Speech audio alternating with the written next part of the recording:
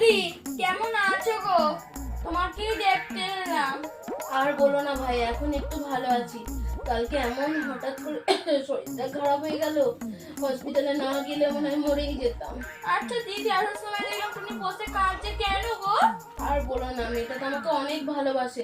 ওই তো চোখের সামনে দেখলাম আমি কেমন করছিলাম, হয়তো ভয় পেয়ে গেছে। বাচ্চা মেয়ে তো, ও আমাকে খুব ভালোবাসে। দাঁড়াও দেখছি। টুনি, মা টুনি, একবার আয় তো মা। মা তুই কাঁদছিস কেন?